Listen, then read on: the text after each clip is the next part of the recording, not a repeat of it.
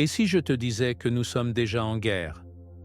Pas une guerre de nations ou de territoires, mais un conflit bien plus profond, une bataille spirituelle qui décidera du destin éternel de chaque âme. Regarde autour de toi. Le monde s'effondre, sous nos yeux. Corruption, chaos, catastrophes naturelles. Rien de tout cela n'est un hasard. Depuis des siècles, une guerre invisible se prépare. Dieu rassemble ses élus, pendant que les ténèbres renforcent leurs rangs. Et toi? De quel côté es-tu vraiment? Ce combat n'est pas une légende, ni une théorie. La Bible en parle clairement. Car le mystère de l'iniquité agit déjà. 2 Thessaloniciens 2:7. Nous sommes à l'aube d'un moment décisif, où chacun devra faire un choix. Tu penses être à l'abri? Crois-tu que tout ceci est loin de toi? Détrompe-toi. Chaque décision que tu prends, chaque pensée que tu laisses entrer dans ton esprit, te rapproche soit de la lumière, soit des ténèbres. Et bientôt, il ne restera plus de place pour l'hésitation. Mais attention, les forces de l'ombre ne veulent pas que tu connaisses la vérité. Elles ont déjà infiltré les gouvernements, les médias, la culture et même certaines églises.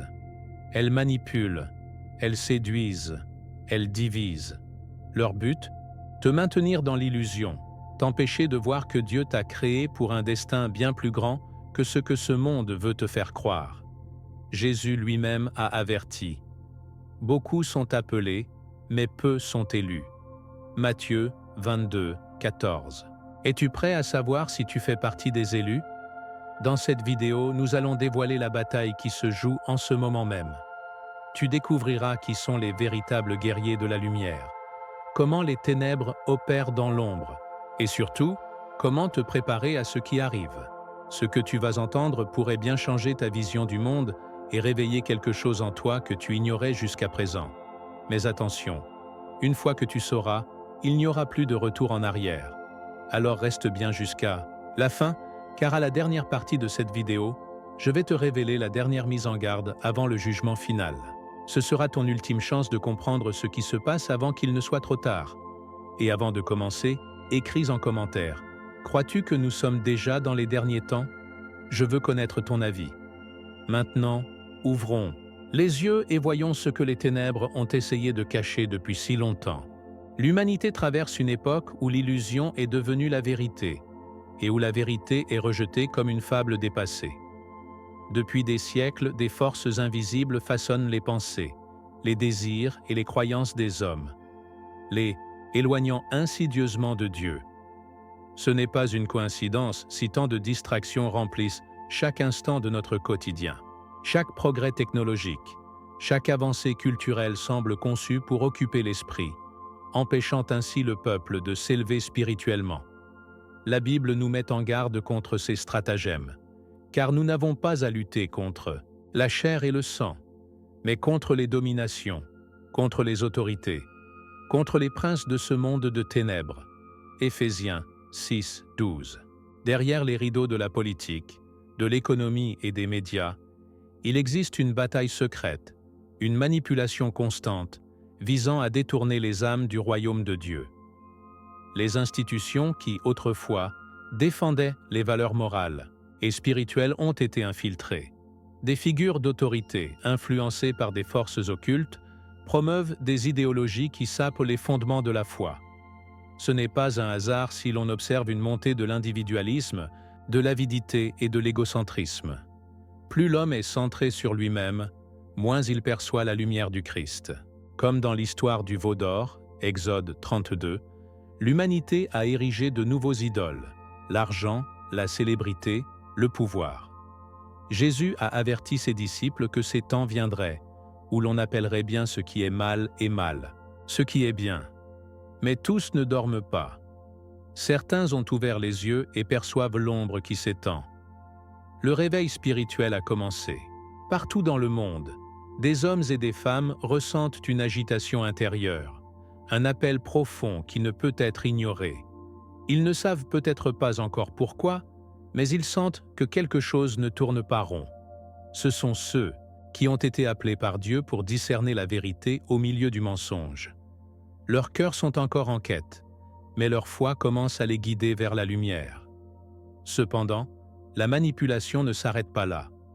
Ceux qui cherchent à s'éveiller rencontrent des obstacles, des doutes surgissent, des proches tentent de les détourner, et les tentations du monde deviennent encore plus séduisantes. L'ennemi sait que son temps est compté et redouble d'efforts pour garder l'humanité sous son emprise.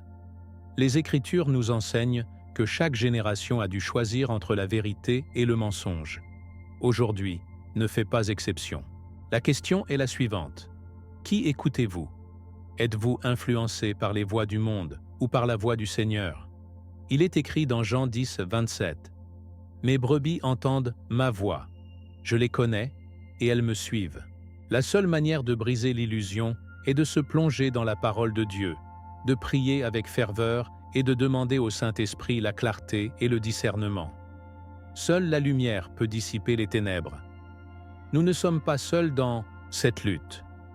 Il y a un peuple qui se lève, un peuple réveillé par Dieu pour combattre non pas avec des armes matérielles, mais avec l'épée de l'Esprit, la parole vivante. La bataille ne fait que commencer, mais ceux qui se tiennent fermes dans la vérité ne seront pas ébranlés. Maintenant, regardons de plus près ceux qui ont été appelés à mener cette guerre spirituelle. Les élus de Dieu, les guerriers de la lumière. Les élus de Dieu ne sont pas choisis selon les critères du monde. Ils ne sont ni les plus riches, ni les plus puissants, ni les plus influents selon les standards humains. Leur force ne réside pas dans les possessions matérielles, mais dans une foi inébranlable et un cœur qui appartient entièrement au Seigneur. Depuis l'aube des temps, Dieu a appelé certains hommes et femmes à être des porteurs de lumière, à marcher dans l'obéissance malgré les tempêtes et les persécutions. Il est écrit « Mais vous, vous êtes une race élue, un sacerdoce royal, une nation sainte, un peuple acquis, afin que vous annonciez les vertus de celui qui vous a appelé des ténèbres à son admirable lumière. » 1 Pierre 2, 9. Ce n'est donc pas une coïncidence si aujourd'hui, certains ressentent un appel plus profond, une mission qui dépasse leur propre existence. Ces guerriers ne portent pas d'armure d'acier, ni d'armes forgées par la main de l'homme, mais ils sont revêtus de la protection divine. Éphésiens 6, 11 nous enseigne « Revêtez-vous de toutes les armes de Dieu, afin de pouvoir tenir ferme contre les ruses du diable. » Ils avancent avec courage, non par leur propre force, mais par celle du Saint-Esprit. Chaque don qui leur est confié a un but précis dans cette guerre spirituelle. Certains ont reçu la vision spirituelle, une capacité à discerner au-delà des apparences, à voir les stratagèmes cachés de l'ennemi. D'autres ont reçu le don de la parole, une voix qui éclaire les esprits aveuglés, qui ramène les égarés vers la vérité. Il y a aussi ceux qui possèdent une force intérieure indomptable, capable de se relever après chaque chute, car ils savent que leur combat est juste. Dans cette bataille, il y a également les guérisseurs, ceux qui portent la compassion de Jésus-Christ en eux. Ils ne guérissent pas seulement les corps, mais aussi les âmes blessées, ramenant l'espérance là où tout semble perdu. Ce don de guérison est l'un des plus puissants, car il témoigne directement de la puissance de Dieu sur toute destruction causée par l'ennemi. Jésus lui-même a dit « Voici les miracles qui accompagneront ceux qui auront cru. En mon nom, ils chasseront les démons. Ils parleront de nouvelles langues. Ils saisiront des serpents. S'ils boivent quelques breuvages mortels, il ne leur fera point de mal. Ils imposeront les mains aux malades, et ceux-ci seront guéris. » Marc 7, 16, 17, 18. Les élus de Dieu ne se battent pas avec des slogans ou des discours vides, mais avec une foi active et tangible, manifestée par des œuvres de lumière. Cependant, être un guerrier de la lumière n'est pas une tâche facile. Le monde rejettera ceux qui portent la vérité, car elle dérange. Jésus a prévenu ses disciples en disant « Si le monde vous hait, sachez qu'il m'a haï avant vous. » Jean 15, 18.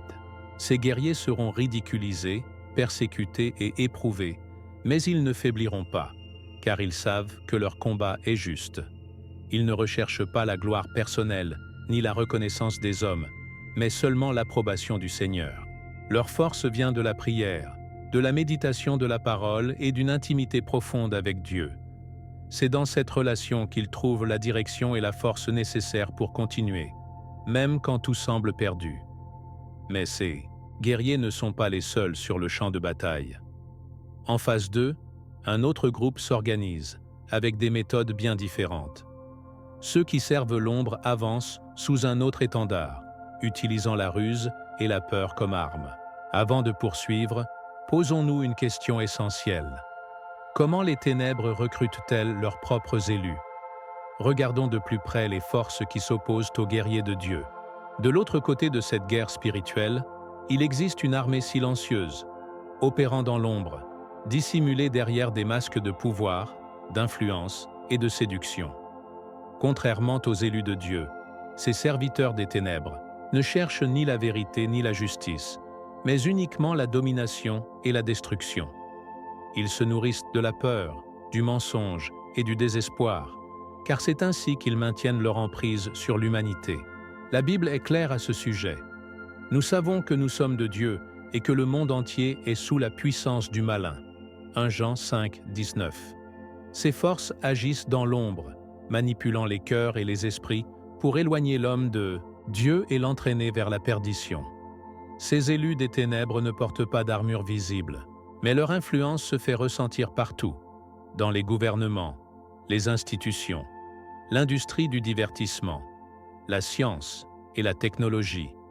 Leur but n'est pas d'aider, mais de contrôler, d'infiltrer chaque aspect de la société pour imposer un mode de pensée détaché de la foi. Ils renversent les valeurs divines, glorifiant le péché et ridiculisant la parole de Dieu. Jésus-Christ nous avait prévenus. Prenez garde que personne ne vous séduise, car plusieurs viendront sous mon nom, disant « C'est moi qui suis, le Christ », et ils séduiront beaucoup de gens. Matthieu 24, 4, 5. Ce n'est donc pas un hasard si aujourd'hui, tant de doctrines mensongères circulent, plongeant le monde dans la confusion et l'obscurité. Leurs armes sont puissantes, mais elles ne reposent pas sur la vérité, seulement sur l'illusion. La première d'entre elles est la manipulation. Ils tordent la réalité, créant des idéologies qui séduisent l'esprit, mais détruisent l'âme. Ce qui était autrefois considéré comme mal est aujourd'hui glorifié, et ceux qui dénoncent ces tromperies sont qualifiés d'intolérants ou de fanatiques. Ensuite vient le mensonge, la plus grande ruse du diable. Le diable ne s'est pas tenu dans la vérité, parce qu'il n'y a pas de vérité en lui. Lorsqu'il profère le mensonge, il parle de son propre fond, car il est menteur et le père du mensonge. Jean 8, 44. Les ténèbres prospèrent sur le manque de discernement, et c'est ainsi qu'elles capturent les âmes les plus vulnérables. Mais leur influence ne s'arrête pas là. Ils sèment la destruction, non, seulement dans le monde matériel, mais surtout dans le monde spirituel. Ils brisent les familles, corrompent les jeunes et détruisent la pureté des cœurs.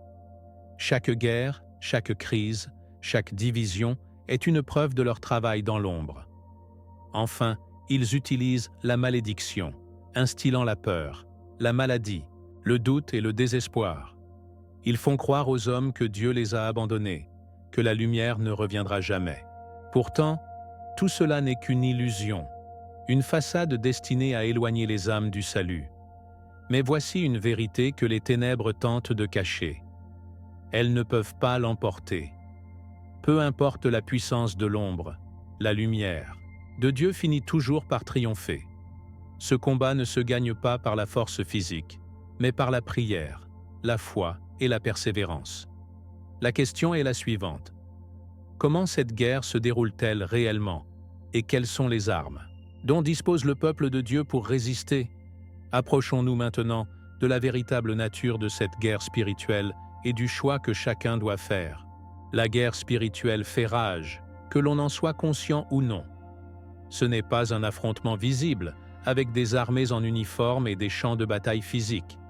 Non, cette guerre se déroule dans l'invisible, dans l'âme et l'esprit de chaque être humain.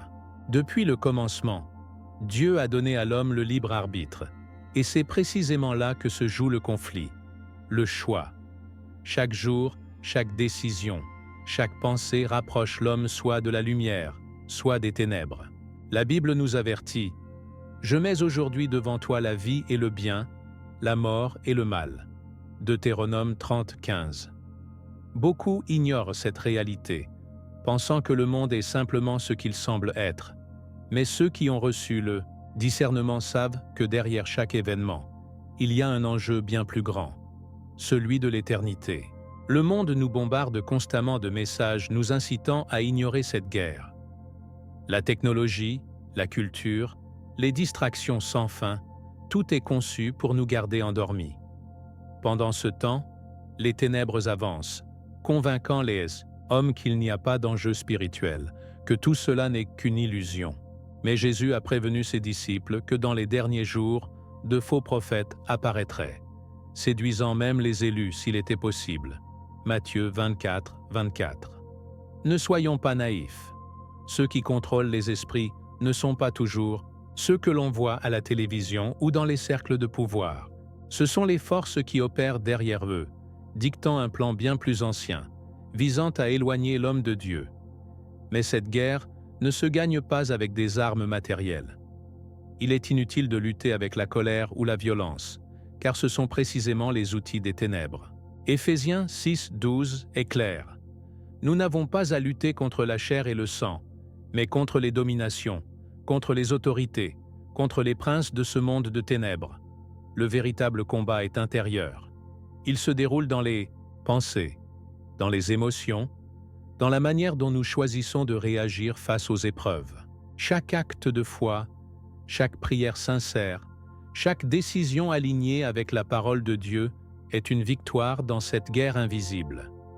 Et voici la vérité la plus terrifiante pour ceux qui servent l'ombre. Ils n'ont aucun pouvoir sur ceux qui ont été scellés par Dieu. Ceux qui choisissent la lumière ne sont pas seuls. Ils reçoivent une protection divine, un discernement qui leur permet de voir au-delà des apparences. Cette bataille a déjà été remportée par Jésus-Christ à la croix. Il est écrit « Il a dépouillé les dominations et les autorités, et les a livrées publiquement en spectacle, en triomphant d'elles par la croix. » Colossiens 2, 15. Alors pourquoi la guerre continue-t-elle? Parce que chaque âme doit choisir, et ce choix ne peut être forcé. Dieu appelle, mais il ne contraint personne. Le moment approche où ce choix deviendra irréversible. La patience divine touche à sa fin, et les signes sont partout. Guerre, catastrophe, confusion morale. Ce ne sont pas des hasards, mais des avertissements. La question n'est plus de savoir si l'on veut croire, mais dans quel camp on se trouve réellement. L'heure n'est plus à l'hésitation. Ceux qui sont appelés doivent maintenant se préparer. Mais comment? Passons maintenant à la manière dont les élus de Dieu doivent s'équiper et se fortifier pour les jours à venir. Le réveil spirituel est en marche. Ceux qui sont appelés par Dieu ressentent une agitation intérieure, une voix silencieuse mais insistante qui les pousse à se préparer. Ce n'est pas une simple intuition, mais une convocation divine. Ce réveil ne se manifeste pas toujours par des visions spectaculaires ou des miracles visibles. Parfois, il commence par une insatisfaction profonde, un sentiment que quelque chose ne va pas, que le monde ne tourne pas rond. La Bible parle de ce phénomène. « Dans les derniers jours, dit Dieu, je répandrai de mon esprit sur toute chair. Vos fils et vos filles prophétiseront. Vos jeunes gens auront des visions, et vos vieillards auront des songes. » Acte 2, 17.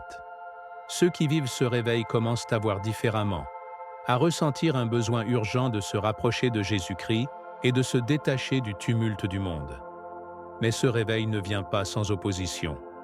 L'ennemi sait que ceux qui s'éveillent deviennent dangereux pour son royaume de ténèbres. Alors, il attaque.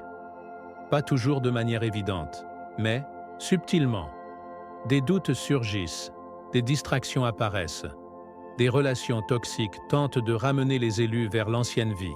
C'est un combat spirituel intense, mais il est écrit « Soumettez-vous donc à Dieu, résistez au diable, et il fuira loin de vous. » Jacques 4, 7.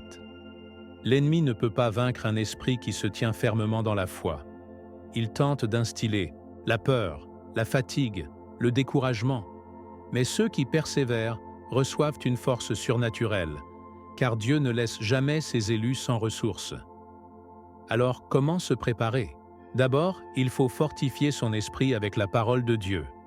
Méditer les Écritures chaque jour est une arme puissante contre les illusions du monde. Ensuite, il faut cultiver une vie de prière intense. La prière n'est pas seulement une demande, c'est un dialogue, un moment où l'âme se connecte directement au Créateur. Jésus lui-même se retirait pour prier, et c'est ainsi qu'il puisait sa force. Luc 5, 16. Ensuite, il faut se détacher des influences qui éloignent de Dieu. Filtrer ce que l'on regarde, ce que l'on écoute, avec qui l'on s'entoure. L'environnement influence l'esprit, et un élu ne peut pas se permettre d'être empoisonné par des choses qui l'éloignent de sa mission. Ceux qui s'éveillent commencent aussi à voir leurs dons spirituels se manifester. Certains ont des rêves prophétiques, d'autres ressentent une force intérieure inexplicable. D'autres encore constatent que leurs paroles ont un impact puissant sur ceux qui les entourent. Ce n'est pas une coïncidence. Dieu équipe ses serviteurs pour qu'ils soient prêts au moment décisif. Mais ce processus peut être douloureux. Il y aura des pertes, des séparations, des périodes de solitude. C'est un prix à payer, mais il est temporaire, car la récompense est éternelle. Jésus-Christ a dit « Celui qui persévérera jusqu'à la fin sera sauvé ». Matthieu 24, 13. Mais le temps presse. Ceux qui entendent cet appel ne peuvent plus rester passifs. La bataille s'intensifie, et bientôt, il n'y aura plus de place pour l'hésitation. Avant que le jugement final n'arrive, un dernier avertissement sera donné. Regardons maintenant ce que Dieu révèle sur cette ultime opportunité avant que les portes ne se ferment. Le temps de la patience divine touche à sa fin. Depuis des siècles, Dieu a envoyé des avertissements à l'humanité, prophètes, signes dans les cieux, bouleversements terrestres. Pourtant, beaucoup continuent de fermer les yeux, refusant de voir que le monde s'approche de son heure décisive. Jésus lui-même a comparé cette époque au jour de Noé. Ce qui arriva du temps de Noé arrivera de même à l'avènement du Fils de l'homme. Car dans ces jours qui précédèrent le déluge, les hommes mangeaient et buvaient, se mariaient et mariaient leurs enfants, jusqu'au jour où Noé entra dans l'arche, et ils ne se doutèrent de rien, jusqu'à ce que le déluge vint et les emporta tous. Matthieu 24, 37, 39. Aujourd'hui, nous voyons la même indifférence. Les hommes sont absorbés par le monde, tandis que l'ombre s'étend. Mais Dieu est miséricordieux. Avant que le jugement final ne frappe, un dernier avertissement sera donné. Ce ne sera pas un message caché ni une révélation obscure, mais un appel puissant, perçu par ceux qui ont encore un cœur ouvert. La Bible annonce que l'évangile du royaume sera prêché à toutes les nations avant la fin. Matthieu 24, 14. Ce dernier cri de vérité secouera les consciences, réveillera ceux qui dorment encore. Pourtant, même alors, beaucoup choisiront d'ignorer cet appel, convaincus qu'ils ont encore du temps. Mais il arrivera un moment où les portes de la grâce se fermeront, comme elles se sont refermées sur l'arche de Noé. Ce n'est pas la richesse, le statut ou l'intelligence qui compteront dans ce choix final, mais le cœur. Dieu ne regarde pas l'apparence extérieure, il sonde les âmes. Beaucoup des premiers seront les derniers, et des derniers seront les premiers. Matthieu 20, 16. C'est pourquoi les puissants de ce monde, ceux qui se sont confiés dans leur propre force, risquent d'être rejetés, tandis que les humbles, ceux qui ont gardé la foi, entreront dans le royaume de Dieu.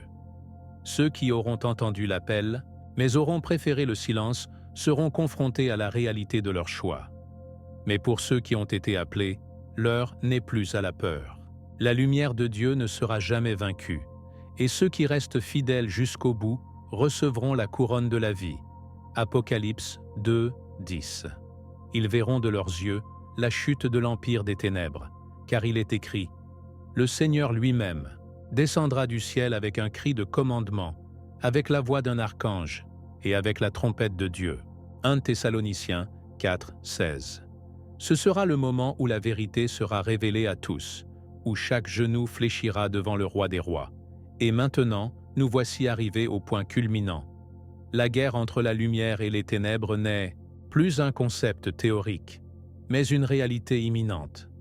Le choix ne peut plus être repoussé. Il est temps de lever les yeux et de comprendre que ce qui se joue ici, c'est bien plus que l'histoire d'un monde qui s'effondre. C'est le destin de toute la création qui est en jeu. La guerre touche à son apogée. Ce qui a été annoncé depuis des siècles est en train de se réaliser sous nos yeux. Ce n'est plus une question d'opinion ou de croyance abstraite. C'est une réalité spirituelle qui se dévoile chaque jour un peu plus. Le temps des hésitations est révolu. Chaque âme doit choisir son camp, car bientôt, il n'y aura plus d'entre-deux. La lumière et les ténèbres ne peuvent coexister éternellement, et Dieu ne laissera pas le mal régner indéfiniment. Il est écrit « Encore un peu de temps, et le méchant ne sera plus. Tu regarderas le lieu où il était, et il aura disparu. » Psaume 37, 10. La fin approche, et ceux qui auront persévéré jusqu'au bout verront de leurs propres yeux la gloire du Seigneur. Mais maintenant, c'est à toi que je pose la question. De quel côté es-tu? As-tu déjà ressenti cet appel, cette agitation intérieure te disant que quelque chose de grand est sur le point d'arriver? Penses-tu être prêt pour le combat spirituel qui est devant nous? Partage ton ressenti dans les commentaires, car ton témoignage peut inspirer et éveiller d'autres âmes qui, elles aussi, cherchent la vérité. Si tu veux continuer à grandir dans la foi, et mieux comprendre les prophéties bibliques qui s'accomplissent sous nos yeux, abonne-toi à cette chaîne et active les notifications. Ici, nous explorons ensemble la parole de Dieu. Nous discernons les temps dans lesquels nous vivons et nous nous préparons à ce qui vient. Et surtout, ne garde pas ce message pour toi. Partage cette vidéo avec ceux que tu aimes. Ne laisse pas ceux qui t'entourent sombrer dans l'ignorance. Et avant de partir, regarde cette vidéo qui s'affiche maintenant à l'écran. Elle pourrait bien contenir la réponse à une question que tu te poses depuis longtemps. Que Dieu te bénisse. Et à très bientôt!